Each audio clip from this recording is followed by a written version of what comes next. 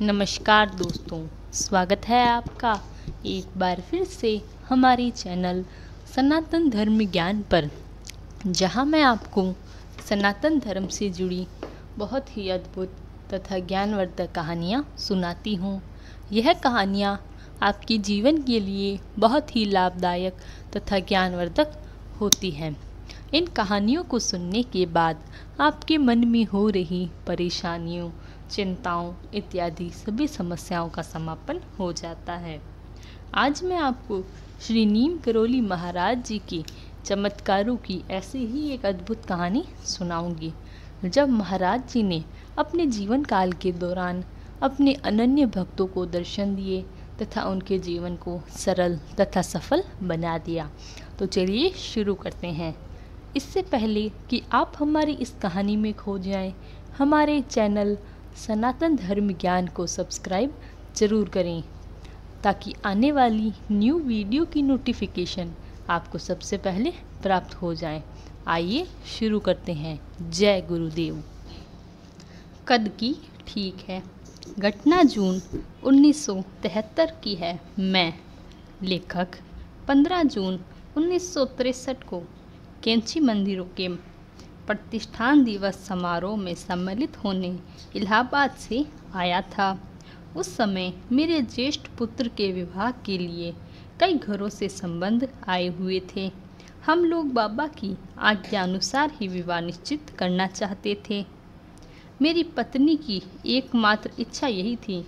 लड़के का कद बड़ा होने से लड़की भी बड़े कद की होनी चाहिए। आश्रम में आकर मैं इस अवसर की खोज में था कि बाबा मुझे एकांत में मिले और मैं अपनी इच्छा उनसे व्यक्त करता, पर कई दिन बीतने पर भी ऐसा संयोग नहीं बन पाया। एक दिन सायंकालीन दर्शन से बृहत जन समूह के बीच बाबा स्वयं मुझसे कहने लगे, अब तू अपने लड़के का विवाह कर दे। मैंने पूछा, कहाँ करूँ? वह बोले, कहाँ कहाँ से संबंध आए हैं। मैंने सभी संबंधों के बारे में जो भी बातें मेरी जानकारी में थी उन्हें बता दी। उन्होंने किसी भी संबंध को स्वीकार नहीं किया और अंत में इलाहाबाद में ही श्री अंबादत्त तिवारी जी की सुपुत्री से विवाह करने को कहा। तिवारी जी और उनके परिवार के लोग भी कभी बाबा के दर्शन करने नहीं हुए थे और उनका आग्रह भी मुझे पिछले दिन कैंची के पते से प्राप्त हुआ था। मैं बाबा से वार्ता इस संबंध की चर्चा करना भूल ही गया।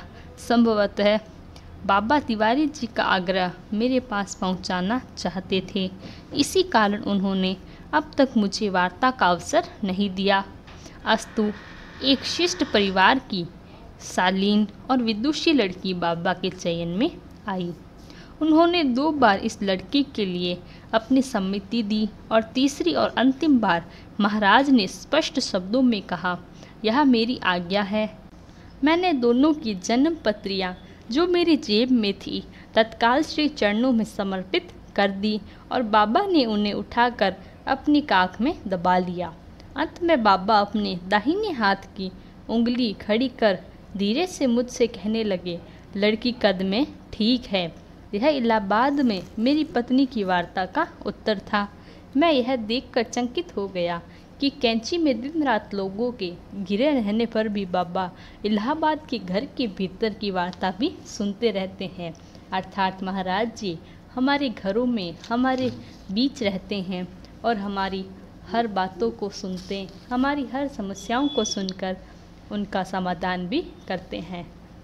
महाराज जी ने जैसी कृपा उन पर की वैसी सभी पर करें। महाराज जी के चमत्कारों से जुड़ी ऐसी अनेक कहानियों के लिए हमारे चैनल सनातन धर्म ज्ञान को सब्सक्राइब ज़रूर करें तथा वीडियो को लाइक, कमेंट, शेयर ज़रूर करें। तब तक के लिए धन्यवाद। आपका दिन मंगलमय हो। जय गुरुदेव।